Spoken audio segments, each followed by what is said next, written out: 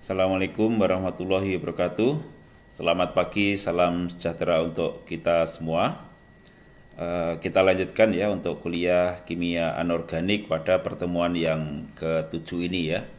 Pada pertemuan yang ke-7 ini kita akan membahas ya. Kita akan bahas tentang kita ulas sebentar, yaitu tentang molecular polarity atau kepolaran dari suatu senyawa ya berdasarkan pada bentuk molekul yang sudah ditentukan ya. Kemudian kita lanjutkan dengan gaya yang bekerja antar molekul atau intermolecular forces ya, dan perubahan-perubahan fasa ya yang terkait dengan akibat dari gaya yang bekerja antar molekul ya. Kemudian nanti juga kita coba lanjutkan dengan coordination chemistry atau senyawa kompleks ya di chapter 23.3 ya. Itu yang menjadi agenda di pertemuan yang terakhir atau ke-7 dari sesi saya ini ya. Baik, kita ulas sebentar untuk yang molecular polarity ya, kepolaran. Jadi kepolaran dari suatu senyawa kovalen ya itu ditentukan oleh bentuk molekul. Jadi supaya kita bisa menentukan kepolaran dari suatu molekul, maka kita harus tahu terlebih dahulu bentuk molekulnya ya. Maka antara bentuk molekul dengan polarity ini sangat berkaitan erat ya, sehingga itu menentukan bagaimana tingkat kepolaran ya, apakah itu polar atau non polar ya, nanti ditentukan dari bentuk molekul ya. Nah, kepolaran dari suatu senyawa yaitu diukur atau digambarkan ya dengan yang namanya moment dipole ya di sini ya, atau dipole moment ya. Ini adalah tingkat kepolaran dari suatu senyawa ya. Dinyatakan dalam moment dipole atau satuannya adalah Debye ya. Nah, kemudian bagaimana kita menentukan tingkat kepolaran ya? Tentunya menentukan tingkat kepolaran itu adalah dilihat dulu dari bentuk molekulnya ya. Sebagai contoh adalah CO2 ya, di mana CO2 itu adalah bentuk molekulnya adalah lurus ya, antara C dengan O yang kiri dengan C dan O yang kanan, itu bentuknya adalah lurus ya.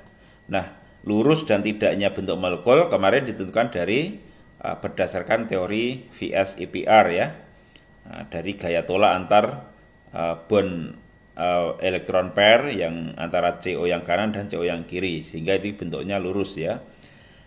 Nah, kepolaran ini juga ditentukan oleh electronegativity. Jadi masalah polar dan tidak polar ya, itu yang menentukan adalah dari data electronegativity. Jadi kita sudah tahu bahwa apa sih electronegativity itu ya. Electronegativity itu adalah kemampuan ya, kemampuan nukleus ya dalam menarik pasangan elektron yang dipakai bersama-sama ya. Misalnya yang di sini ya, elektron yang dipakai bersama-sama antara C dengan O yang kiri ini ada 4 elektron kan di sini ya.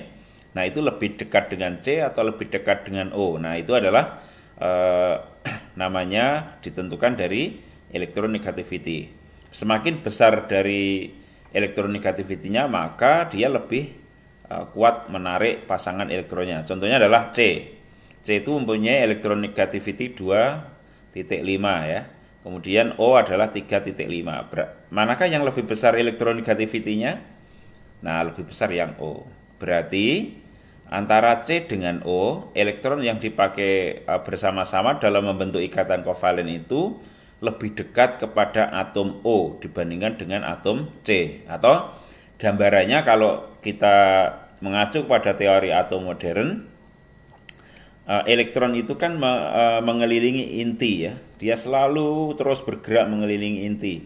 Nah, kalau antara C dan O, di mana O itu mempunyai electronegativity yang lebih besar daripada C, maka elektron yang mengelilingi inti tadi lebih banyak frekuensinya mengelilingi O dibandingkan dengan mengelilingi C ya, khusus untuk elektron yang 4 elektron yang dipakai bersama-sama ini gitu ya. Nah, kemudian kalau seperti itu berarti daerah O itu nanti akan lebih banyak elektron. Sementara daerah O yang kanan juga lebih banyak elektron. Sementara yang daerah C menjadi kekurangan elektron karena elektronnya kan menjauh dari C ya. Nah, maka daerah C itu adalah daerah positif ya. Di situ bermuatan positif ya. Atau kita gambarkan sebenarnya delta positif ya, seperti ini ya. Ada delta positif, ada delta negatif. Sehingga daerah O adalah delta negatif ya. Kalau digambarkan dengan panah seperti ini ya, daerah positif adalah daerah C ya. Tapi kalau kita lihat simetris antara kanan kiri dan atas bawah, CO2 itu adalah simetris ya, sehingga antara kiri dan kanan, atas dan bawah di sini tidak ada perbedaan ya, tidak ada perbedaan momen dipolnya, sehingga di sini dikatakan bahwa CO2 itu adalah no net dipole moment atau non polar ya, dikatakan bahwa CO2 itu adalah non polar ya. Nanti beda lagi dengan H2O ya. Jadi H2O itu seperti ini ya. H itu berapa elektronegativity-nya? H itu adalah 2,1 ya, 2,1. Sementara O adalah 3,5 ya. Berarti O itu adalah lebih elektronegatif dibandingkan dengan H. Sehingga kalau kita lihat di sini ya, kalau kita lihat elektron-elektron itu tidak mendekati H tapi mendekati O. Elektron yang dipakai bersama-sama antara H dan O itu lebih dekat di daerahnya O. Demikian juga yang H yang kanan ini juga ya. Sehingga daerah H ini menjadi kekurangan elektron, ini kekurangan elektron, maka dia menjadi bermuatan positif ya. Semuanya mengarah ke O. Sementara H2O itu kan mempunyai 2 lone elektron. Ini lone elektron, ini lone elektron ya. Maka daerah O itu menjadi lebih banyak elektron. Elektron yang berasal dari lone elektron ditambah lagi dengan elektron-elektron yang dipakai bonding dengan H ya. Itu mendekati O. Maka daerah O ini menjadi lebih negatif, sedangkan daerah H adalah lebih positif ya. Sehingga ini kalau H2 itu dari simetri atas bawah, daerah atas adalah bermuatan negatif, daerah bawah bermuatan positif ya. Nah, kalau kiri kanan ini simetri sama ya. Maka kita mengatakan bahwa air itu bersifat polar ya. Berapa besarnya polaritasnya adalah sebesar 1,85 dB. Ini dinyatakan dalam mu ya. Nah, itu adalah masalah tingkat kepolaran ya. Nah, nanti juga Anda lihat di bentuk-bentuk yang lain ya, seperti CCl4 ya. Karena ini semua arah itu adalah sama ya, simetris ya. Antara elektron itu di daerah mana ya? Kan ini di daerah Cl yang banyak ya. Tetapi di semua arah itu sama, sehingga kita mengatakan bahwa CCl4 itu adalah non polar karena momen dipolnya sama dengan 0 ya.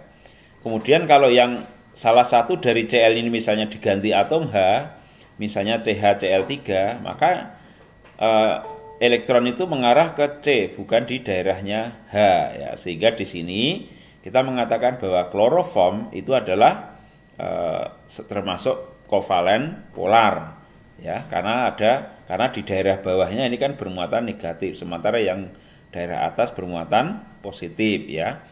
Atau momen dipolnya adalah 1,01 dB gitu ya. Nah, itu adalah tentang polar dan tidak polarnya suatu zat. Nah, sekarang kalau saya jelaskan untuk jenis senyawa yang trans dan cis ya. Jadi trans dan cis itu adalah senyawa yang sama ya. Dia molekular formulanya itu sama. Misalnya ini C2H2Cl2 itu adalah sama molekulnya ya. Cuma dia ada yang trans dan ada yang cis. Trans itu adalah antara Cl dengan Cl itu dia seperti ini ya, diagonal ya. H dengan H juga diagonal ya. Sementara kalau yang cis itu H di bagian atas semua, Cl di bagian bawah semua. Nah, apa akibatnya? Kalau seperti ini, maka kalau kita bikin simetrinya antara daerah yang kaya elektron sama yang kekurangan elektron, maka kalau kita lihat simetri kanan kirinya ini simetri ya, atas bawah juga simetri. Maka kita mengatakan bahwa trans dikloretilen itu adalah bersifat non-polar ya, karena momen dipolnya sama dengan 0 ya.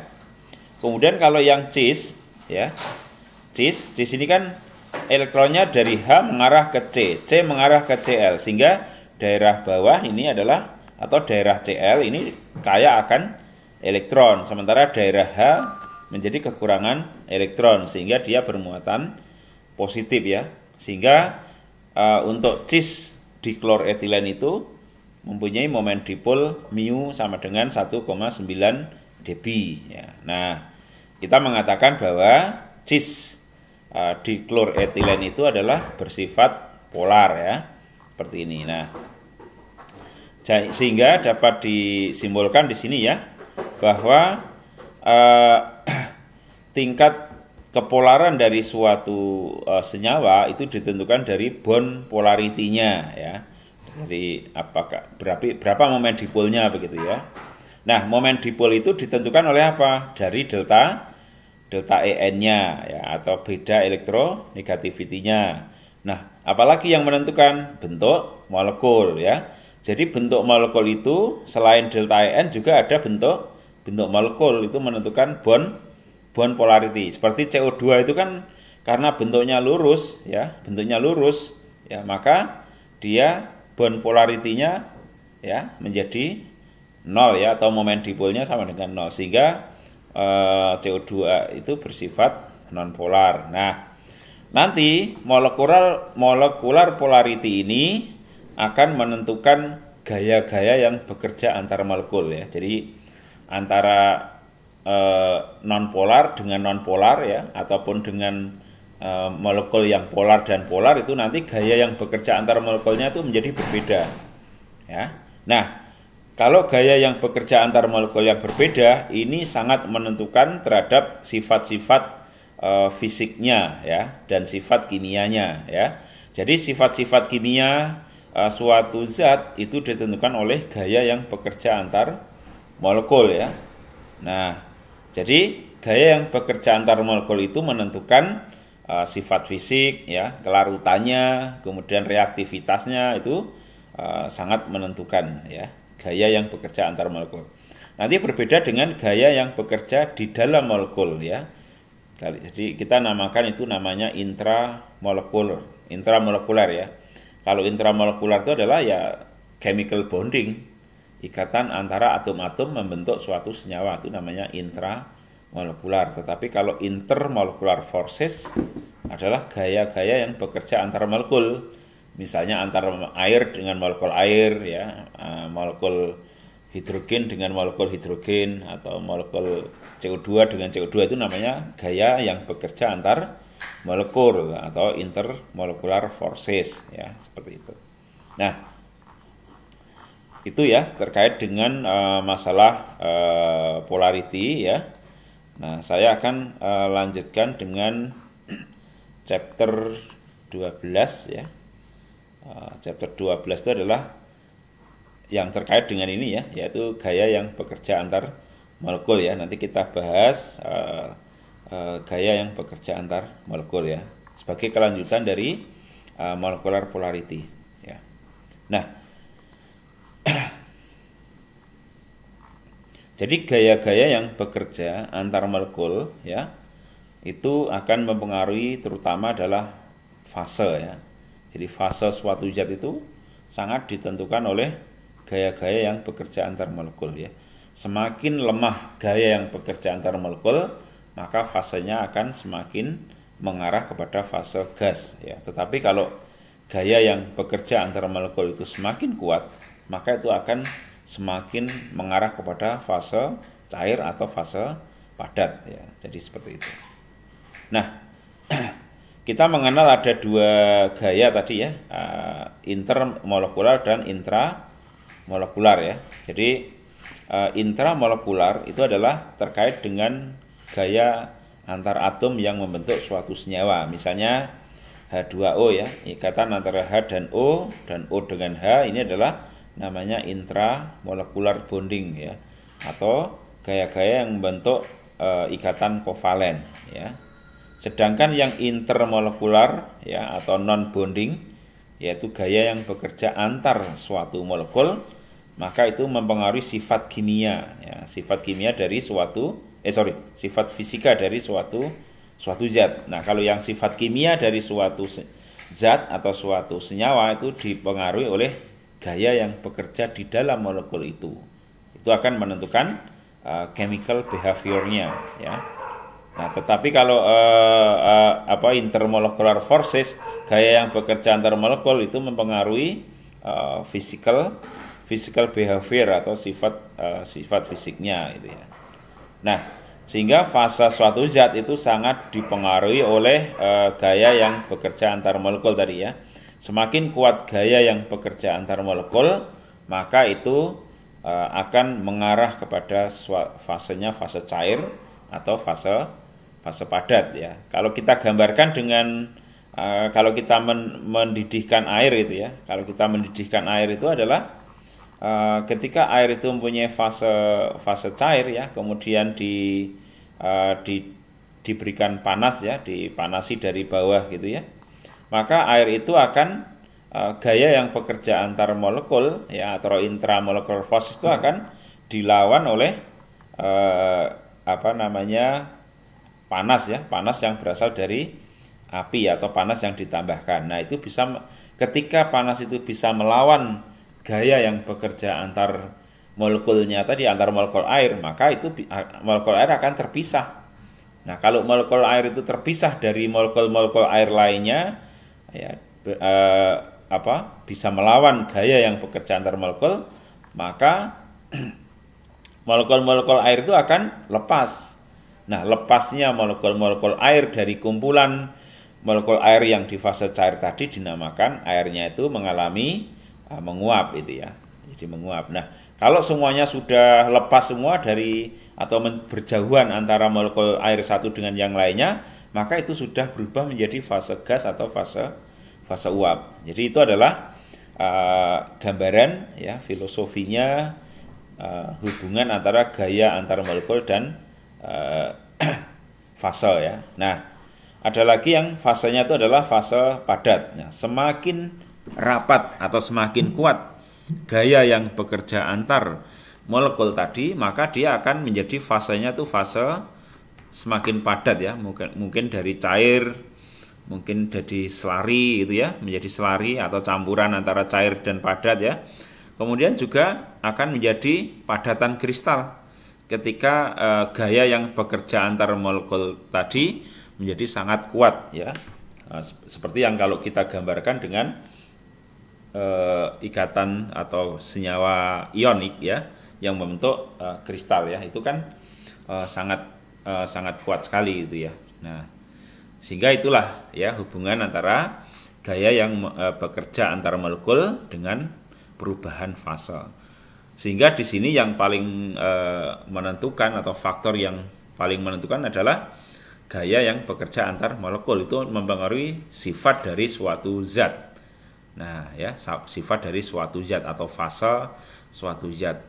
Nah, kalau yang mempengaruhi sifat kimianya ya, kalau fase itu kan perubahannya adalah perubahan fisika ya, itu sifatnya sifat fisika. Nah, kalau yang kaitannya dengan sifat-sifat kimia dari suatu senyawa, maka itu dipengaruhi oleh tadi gaya yang bekerja antar atom yang membentuk ikatan kovalen tadi atau chemical bonding atau ikatan kimia ya, atau itu dinamakan dengan intramolecular forces ya. Baik. Kemudian jadi itu gambarannya ya, perubahan fase seperti ini ya kalau digambarkan. Kalau kita merebus air tadi ya, rebus air, dimana kalau fasenya masih fase cair seperti ini ya, fase cair, maka gaya yang bekerja antar molekul air ini masih rapat ya, masih rapat. Tapi begitu panasnya ini ditambah terus, maka gaya ini akan dilawan oleh panas itu, maka dia akan lepas satu. Itu kalau kita merebus air pada suhu 80 akan sudah ada gelembung. Nah, gelembungnya itu adalah lepasnya molekul air ya dari ikatan atau dari gaya yang bekerja dengan molekul air lainnya, sehingga itu terlepas ya. Dia akan pindah ke fase uap ya. Maka dulu pernah saya sampaikan bahwa apa sih salah satu bedanya senyawa kovalen dengan senyawa ionik ya. Kalau senyawa kovalen, kita asalkan kita bisa melepas 1 mol dari molekul air ya, kita bisa mendapatkan senyawa ya, memisahkan senyawa kovalen sebesar 1 mol. Tetapi kalau kita lihat ya kristal NaCl, kita tidak mungkin mempunyai kristal NaCl yang sebesar 1 mol ya. Pasti dia akan lebih dari 1 mol karena harus membentuk struktur yang teratur yang membentuk padatan kristal gitu ya. Nah, apa yang saya jelaskan tadi terkait dengan penguapan air tadi, itulah yang dinamakan dengan tekanan uap ya. Semakin suatu zat itu mudah menguap, mudah terlepas, maka tekanan uapnya makin besar ya. Jadi tekanan uapnya makin besar. Jadi makin mudah menguap, maka tekanan uapnya makin besar. Semakin susah menguap, berarti itu tekanan uapnya lebih rendah. Nah, sama dengan titik didih ya. Kalau titik didihnya tinggi ya, berarti tekanan uapnya kecil ya. Tapi kalau titik didihnya rendah, maka tekanan uapnya besar gitu ya. Nah, nanti kita lihat ya. Jadi antara tekanan uap dengan suhu itu adalah tekanan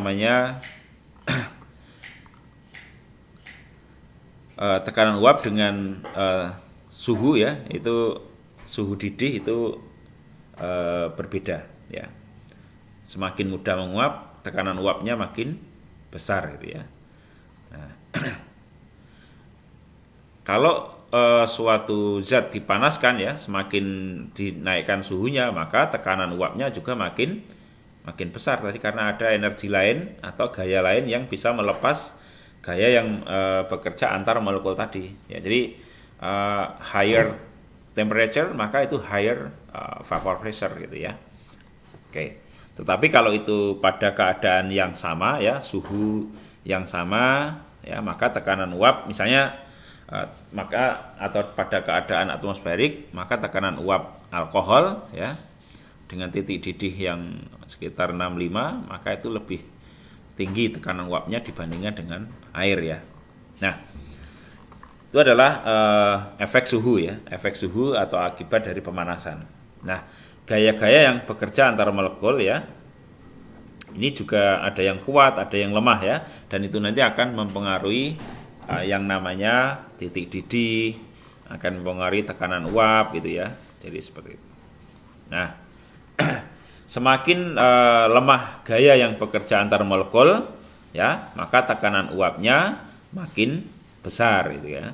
Jadi karena semakin lemah gaya yang bekerja antar molekul, itu semakin mudah dilepas. Itu hanya perlu energi sedikit saja, itu sudah bisa melepaskan molekul tersebut terpisah dari fase cairnya. Nah, itu maka tekanan uapnya akan lebih tinggi gitu ya. Nah, nanti hubungan antara suhu dan tekanan ya, ini bisa dilihat dari persamaan Clausius-Clapeyron ya.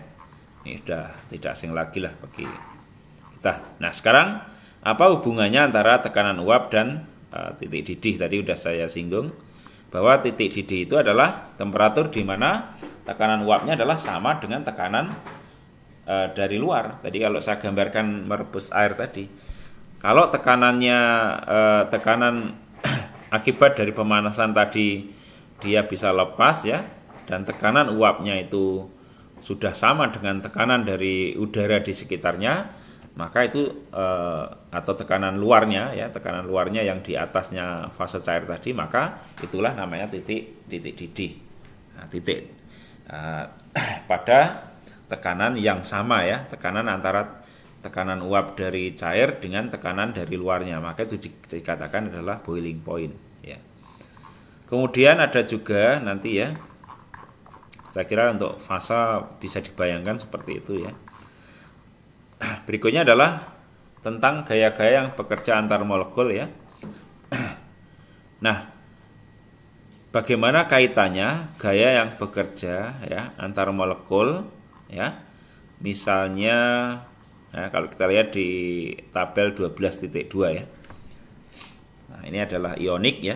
Misalnya NaCl, maka energinya adalah antara 400 sampai 4000 ya. Ini energi antara kation dan anion sehingga bisa terbentuk kristal NaCl ya. Kemudian kalau di hidrogen antara H dengan H itu adalah 150 sampai 1100. Makanya kalau hidrogen itu kan fasenya fase uap atau fase gas ya. Dibandingkan dengan NaCl yang bisa membentuk kristal NaCl ya. Kemudian ikatan logam ya. Kemarin ikatan antara kation dengan delocalized elektron di sini ya. Atau antara kation dengan kation tapi ada delocalized elektron di sekitarnya. Maka itu mempunyai besarnya energi ikatannya adalah 75 sampai 1000. Ini membentuk ikatan yang namanya besi. Nah, dengan energi yang seperti ini ya, antara kation dengan delocalized elektron hanya sekitar 75 sampai 1000, berarti kan elektron itu memang sangat mudah bergerak gitu ya. Dengan segini ya, dibandingkan antara kation anionnya ionik NaCl gitu kan.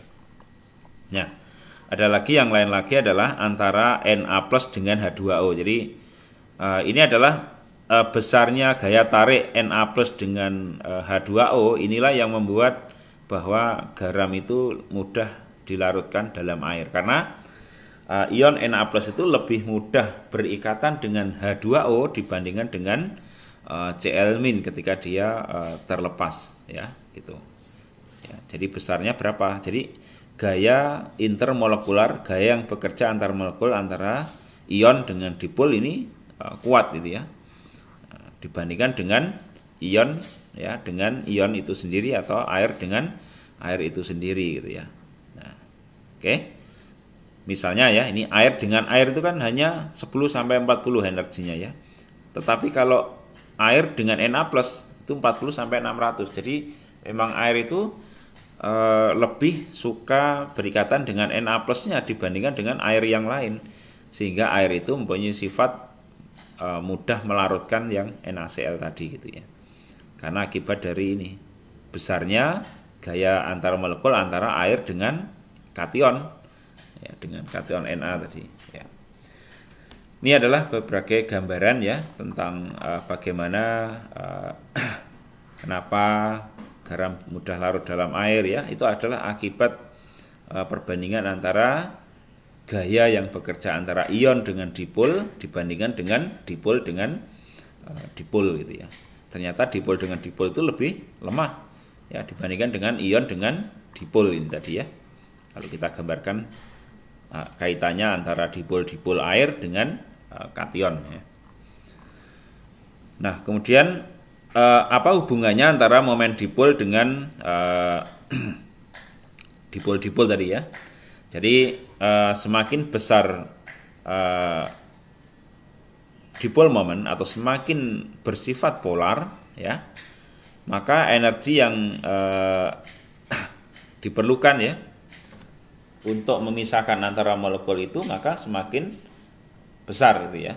Jadi artinya dipol ya dengan dipol itu ini nanti yang berkaitan dengan titik didih ya. Misalnya kita punya etanol ya.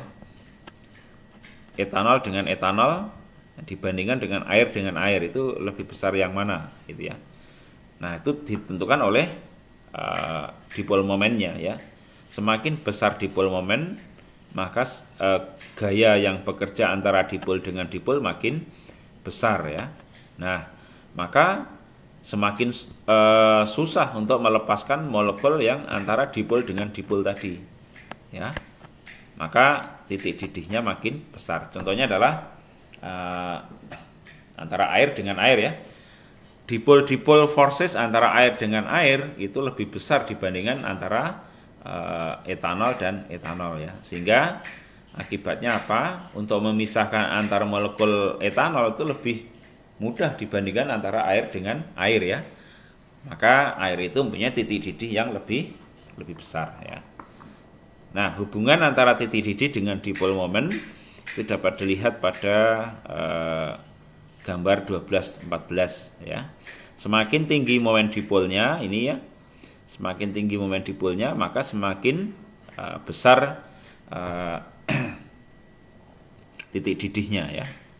Nah, ini semakin dia bersifat polar maka gaya yang bekerja antar molekul itu makin kuat sehingga titik didihnya juga makin besar ya. Kemudian itu adalah gaya yang bekerja antar molekul ya. Saya kira tidak sulit. Jadi kalau secara simpulannya adalah kepolaran dari suatu zat ya. Tadi saya ulang lagi, itu ditentukan oleh bentuk molekulnya.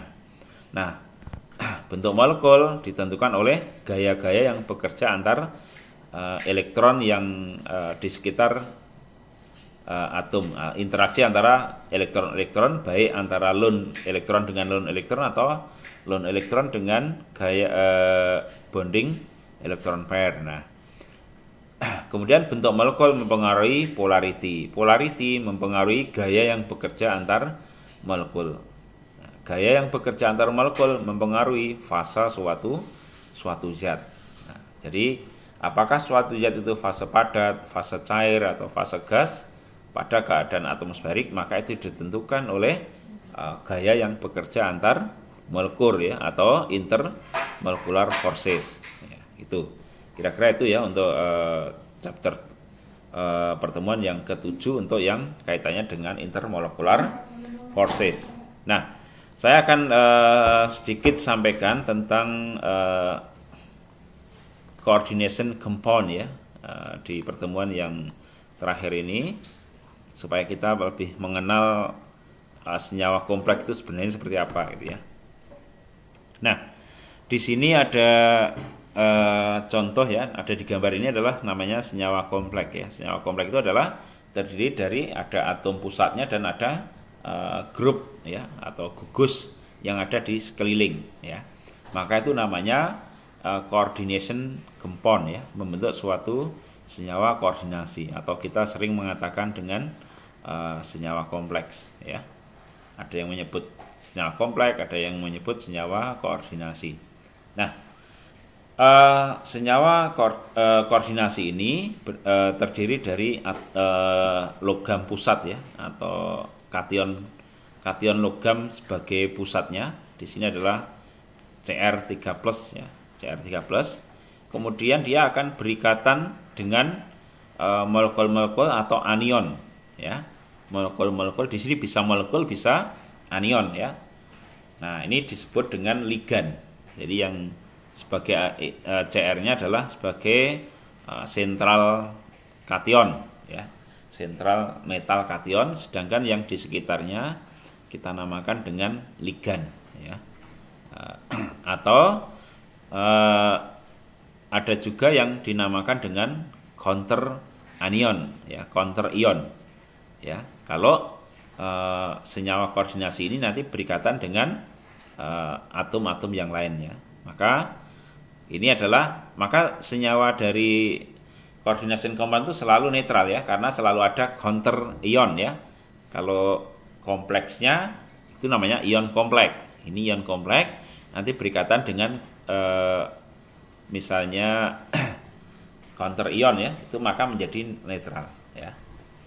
Jadi kita mengenal ya, ada kation metal di tengah, di pusatnya, kemudian ini adalah ligan.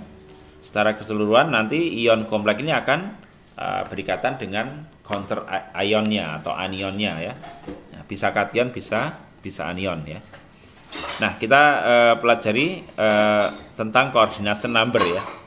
Apa sih yang dimaksud dengan coordination number ya? Coordination number itu adalah jumlah ligannya ya, jumlah ligan yang terikat ke dalam ion logam pusatnya atau kation logam pusatnya ya. Misalnya yang ini berapa ini coordination numbernya ya, kita hitung aja 1, 2, 3, 4, 5, 6, berarti ada coordination numbernya adalah 6 ya. Nah, kemudian ada beberapa contoh kalau kita lihat di tabel 23.5 ya. Nah, ini misalnya CuCl2-. Ya, ini ion kompleks ya, belum disambungkan dengan counter ion ya. Nah, ini adalah bentuknya linear ya, CuCl2. Kemudian ada yang square planar adalah NiCN4 2- ya misalnya ya. Ada PdCl4 2- ya. Ini square planar. Ini tetrahedral. Nah, ini ada kaitannya dengan penentuan bentuk molekul ya. CuCN4 3- ya ini. Kemudian ini ada yang oktahedral. Nah, tadi selain coordination number juga kita mengenal geometri ya. Jadi geometri itu adalah ini kaitannya dengan bentuknya. Nah, bentuk molekul ini juga ditentukan oleh teori VS-EPR yang kemarin kita pelajari. Kemudian ligan ya. Ligan itu adalah molekul atau anion ya. Molekul atau anion dengan satu atau lebih donor atom ya. Jadi masing-masing ligan itu akan mendonasikan lone pair elektron ke dalam ion logam pusatnya tadi ya, membentuk ikatan kovalen. Nah, ini adalah namanya ligan. Nah, ligan itu ada bermacam-macam ya. Ada yang monodentat, ada yang bidentat, dan ada yang polidentat. Jadi tergantung pada jumlah ya, donor atomnya itu ada berapa ya, atau ya misalnya monodentat ya, ligan dengan ya single donor atom ya. Kemudian kalau bidentat itu adalah 2 donor atom ya. Kalau polidentat itu bisa lebih dari 2 gitu ya. Nah, yang sering kita pakai ya kalau kita praktikum itu adalah EDTA ya. Itu kita sering menyebutnya adalah chilate ya. Ini adalah bentuk dari ion kompleks ya, atau PbEDTA. Nah, ini adalah salah satu bentuk dari ion kompleksnya ya, di mana atom pusatnya adalah Pb ya. Nah, ada beberapa jenis ligan ya, ada yang monodentat, ada yang bidentat, ada yang polidentat tadi ya. Kalau kita lihat di tabel 236 misalnya air itu adalah monodentat ya, tergantung pada berapa donor atomnya itu ya. Kalau ini ada 2 ya, N ini dengan N ini, maka itu dinamakan bidentat. Tapi kalau amonia cuma 1 ya, dia lone pair-nya kan hanya 1 ini ya. Nah, F itu bisa mendonasikan 1 ya, ini 1 gitu. Nah, kalau polidentat ini ada lebih dari 1 ini ya. Nah, kemudian bagaimana kita menentukan muatan dari kompleks ion kompleks ya, maka kita tinggal dihitung saja ya, berdasarkan pada muatan metal kationnya yang di pusat ya, ditambah dengan muatan dari masing-masing ligan. Nanti tinggal dijumlahkan, maka dia akan ketemu muatan dari logamnya misalnya gitu ya. Ini tinggal bisa dihitung ya. Nah, yang penting di sini ada beberapa hal yang penting, yaitu bagaimana menuliskan formula. Ini ada aturannya ya, tidak sembarangan ya. Nah, jadi ada beberapa aturan dasar dalam menuliskan formula ya. Oke, yang pertama adalah kation ya. Kation itu ditulis sebelum anion ya. Kation itu harus dituliskan sebelum anion ya. Nah, kemudian muatan dari kation ya. Muatan dari kation itu adalah balance ya dengan muatan dari anionnya ya. Karena itu kan netral ya. Kemudian ligan netral ya, itu dituliskan sebelum ligan anion ya. Ligan netral dituliskan sebelum ligan anion. Nah, oke, itu aturan-aturan yang harus dimiliki. Misalnya seperti ini ya. Nah, ini cara penulisannya ya. Nah, kemudian penamaan ya. Kalau tadi adalah aturan di dalam menuliskan formula ya. Itu ada 3 aturan ini. Kation dituliskan sebelum anion ya, seperti ini ya. Kationnya dituliskan sebelum anion ya. Kemudian muatan kation harus balan dengan muatan anion ya. Kemudian ligan netral dituliskan sebelum ligan ligan anion, ya kan? Nah, contohnya adalah H2O ini netral kan? Nah, dituliskan sebelum yang NH3 ya. Nah, kemudian misalnya bagaimana cara penamaannya ya? Nah, penamaannya yang pertama, kation dinamai terlebih dahulu sebelum anion ya.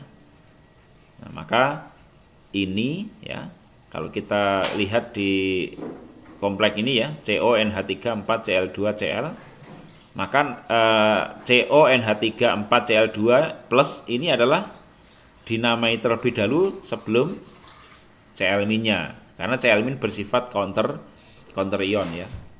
Kemudian di dalam ion kompleks, ligan dinamai berdasarkan urut ya, berdasarkan pada alfabet ya, sebelum metal ion ya. Misalnya di sini adalah CONH3Cl2. Di sini ada 4 amonia dan ada 2 Cl- ya. Dan itu dinamai sebelum kationnya ya kan. Oke. Nah, nama-nama dari ligan ya, ini harus standar ya, kita tidak boleh membuat nama sendiri. Misalnya H2O itu aqua, NH3 itu amin, CO itu karbonil, NO itu nitrosil ya, ini fluoro, kloro, bromo, iodo, hidrokso ya, ini standar ya. Kemudian aturan selain ini ya, kation dinamai sebelum anion, kemudian ligan dinamai sesuai urut abjad ya, dituliskan sebelum kation ya. Oke.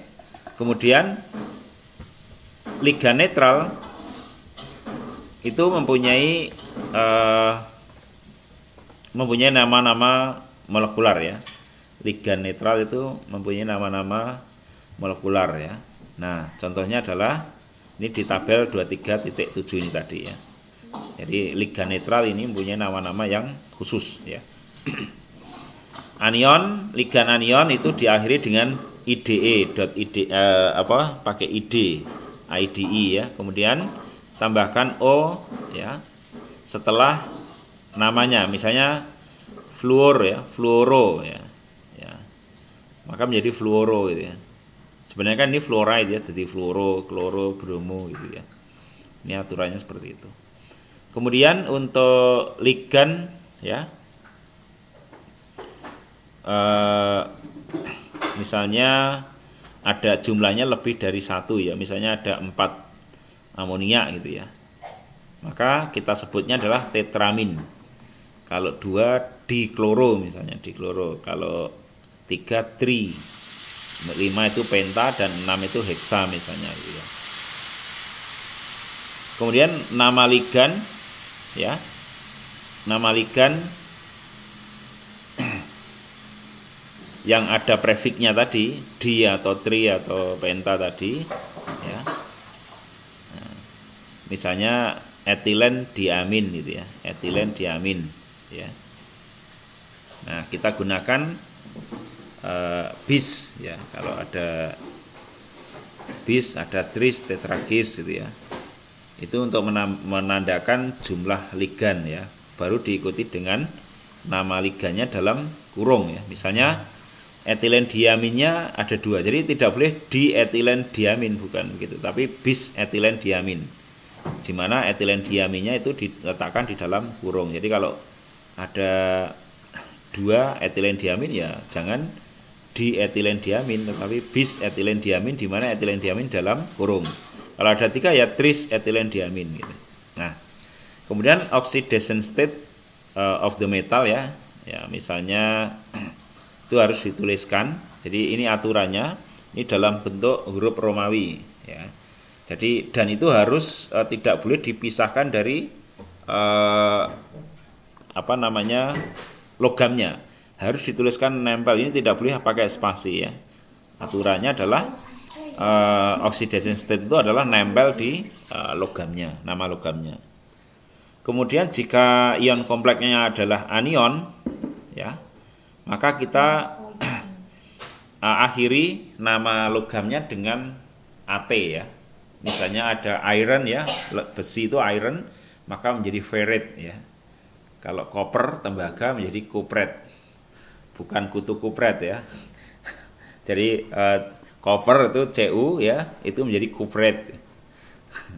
Kalau lead ya, tembaga menjadi plumbate ya, atau kalau silver ya, perak menjadi argentate. Nah, kalau emas gold menjadi aurat. Nah, bukan aurat. Auret ya, auret. Jadi karena emas itu kan aurum ya, jadi auret ya. Kalau tin itu adalah Sn ya, menjadi stanate ya. Itu adalah kalau ion kompleksnya adalah anion ya.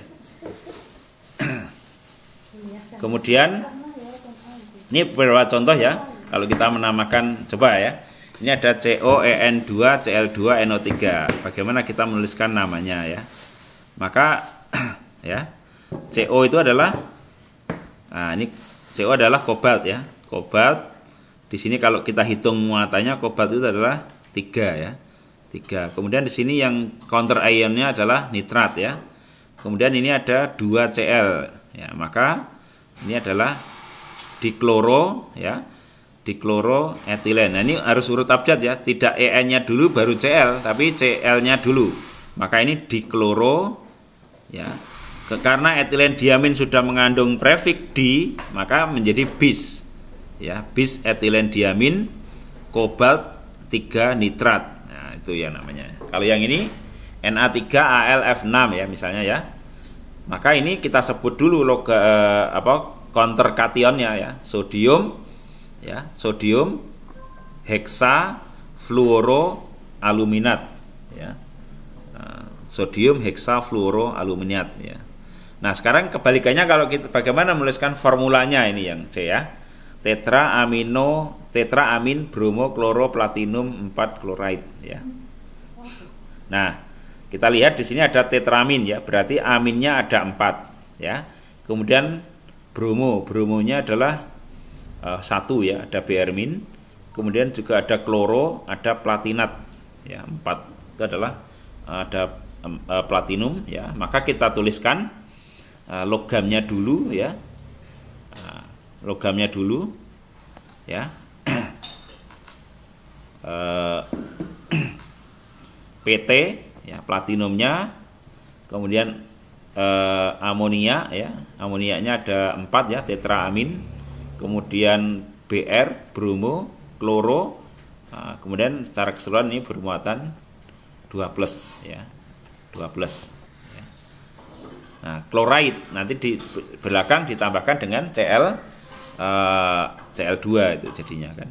Nah, menjadi PtNH34 kali BrCl Cl2 gitu. Ya, kira-kira itu ya untuk senyawa coordination compound yang perlu Anda pelajari. Yang paling penting adalah Anda paling tidak tahu bagaimana cara membuat rumus kimianya dari namanya, atau sebaliknya ya, bagaimana namanya dari rumus kimianya. Ini yang minimal Anda harus tahu ya. Kemudian coordination compound itu terdiri dari apa aja, kan ada ligan dan seterusnya ya. Ada ligan, ada metal kationnya ya. Yang paling penting adalah tata nama, aturan dan cara penulisannya. Ini yang penting harus diketahui.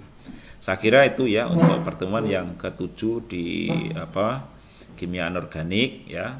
Tolong pertemuan yang pertama sampai pertemuan yang ke-7 dicatat dengan baik, ringkesan-ringkesannya di highlight-highlightnya di setiap perkuliahan, karena itu akan keluar di ujian. Nah, pengalaman dari ujian yang kuis kemarin ya, ternyata nilainya banyak yang nilainya jatuh ya, mungkin karena belajarnya strateginya masih kurang. Jadi apa yang ada di dalam soal itu pasti ada di dalam kuliah ya, tidak mungkin tidak ada di dalam kuliah. Oleh karena itu, asalkan Anda bisa memahami dari setiap yang di highlight dari setiap kuliah, itu pasti akan bisa, karena di setiap chapter ini tidak semuanya kita pelajari ya. Kalau kita pelajari ya nggak selesai, waktunya nggak cukup. Maka hal-hal yang penting itulah yang Anda paling tidak pelajari gitu ya. Tidak semuanya, kalau semuanya nggak cukup waktunya ya. Terima kasih atas perhatiannya. Assalamualaikum warahmatullahi wabarakatuh.